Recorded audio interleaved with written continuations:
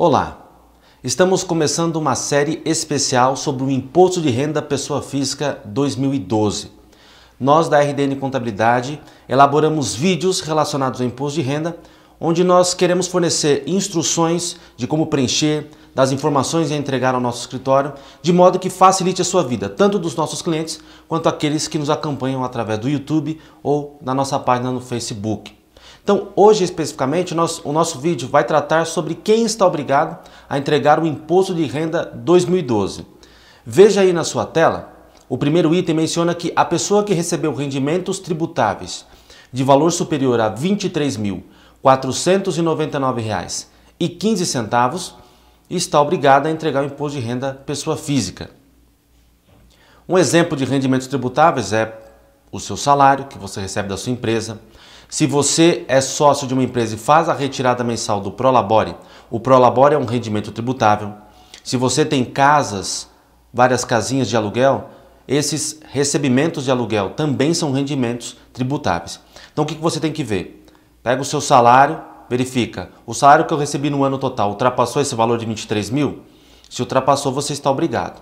Um detalhe, por exemplo, vamos supor que você de salário recebeu no ano 15 mil reais. Não está obrigado. E de rendimentos de aluguel você recebeu 10 mil, não está obrigado. Mas a partir do momento que você soma os dois rendimentos, eles ultrapassam 23 mil. Por quê? Porque o total dá 25 mil. Aí você passa a estar obrigado. Então, não deixe de considerar somente uma renda. Você tem que considerar todos os rendimentos tributáveis que você teve no ano para verificar se você se enquadra ou não nessa obrigatoriedade. Vamos lá para a segunda situação em que você está obrigado. Caso você tenha recebido rendimentos isentos, não tributáveis ou tributados exclusivamente na fonte, de valor superior a 40 mil reais. Vamos dar um exemplo neste caso. Vamos supor que a sua caderneta de poupança rendeu para você, a título de juros, no ano, superior a 40 mil reais, um rendimento superior a 40 mil reais. Como esses rendimentos da poupança são rendimentos isentos e ultrapassou 40 mil reais, você passa a estar obrigado a entregar o Imposto de Renda Pessoa Física. Vamos à terceira situação. Obteve em qualquer mês ganho de capital na alienação de bens ou direitos sujeito à incidência do imposto ou realizou operações em bolsas de valores. O que seria o ganho de capital? Vamos dar um exemplo prático. Você comprou um bem, seja um carro, uma máquina ou um imóvel, por 50 mil. Passado o tempo, esse imóvel ou esse bem seu está valendo 150 e você vai vender. Então, quando você for vender, você concorda que você teve um ganho? Se você comprou por 50 e vendeu a 150, você teve um ganho. Então, sobre esse ganho, pode ou não vir a incidir o imposto de renda sobre ganho de capital. Para isso, basta acessar o site da Receita Federal, que lá você terá à sua disposição um programa próprio da Receita, chamado Ganho de Capital, onde você poderá apurar se você terá que pagar ou não o imposto de renda sobre ganho de capital. Porque existem algumas regras específicas a serem seguidas e o programa lá especifica bem. Porque muitas vezes você pode ter tido ganho, mas pode ter isenção. Principalmente no caso relacionado a imóvel, que é uma situação que nós vamos ver mais à frente. Então, se você se encontrava nessa situação, teve esse ganho, você está obrigado. Em relação a ações na Bolsa de Valores, normalmente nós investimos em bolsas de valores através de uma administradora financeira. Então basta solicitar a ela um informativo em relação às operações da Bolsa de Valores para você lançar no seu imposto de renda pessoa física. Vamos lá à quarta situação. Obteve receita bruta de atividade rural em valor superior a R$ 117.495,75. Então aí está claro, né? Então, se você trabalha com atividade rural e teve rendimento bruto superior a esses 117 mil, então você está obrigado a entregar o imposto de renda pessoa física. Vamos lá ver a próxima situação. Teve em 31 de dezembro a posse ou a propriedade de bens ou direitos, inclusive terra nua, de valor total superior a 300 mil reais. Então o que você tem que fazer nesse caso? Você deve somar, por exemplo, sua caderneta de poupança é um bem, 50 mil reais. Você tem um imóvel de 250 mil reais e de repente você tem um carro de 30 mil reais.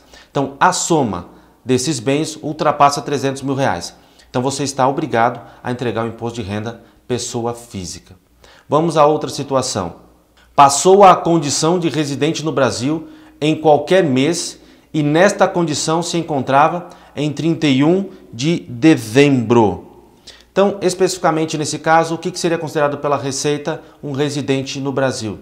Por exemplo, o residente que tem o visto permanente ou aquele também que ingressou no Brasil com visto temporário, mas obteve o visto permanente ou de trabalho com vínculo empregatício. Então essas são algumas situações em que é considerado pela Receita residente no Brasil, obrigado a entregar o imposto de renda. Existe uma relação um pouquinho maior em relação a essas situações, mas as principais são esses casos. Vamos lá ao sétimo item. Lembra que falamos lá a questão do ganho de capital? Olha lá o que disse o sétimo item.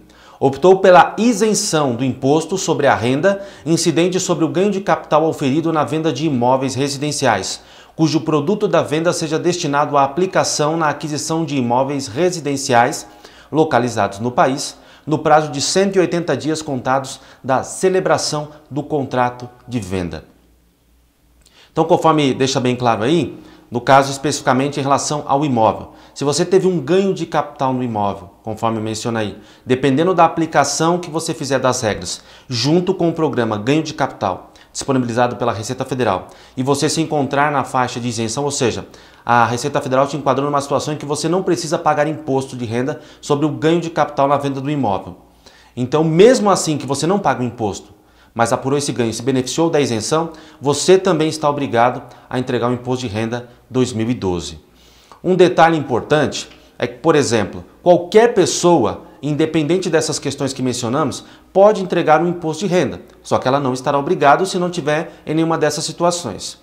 Uma sugestão interessante.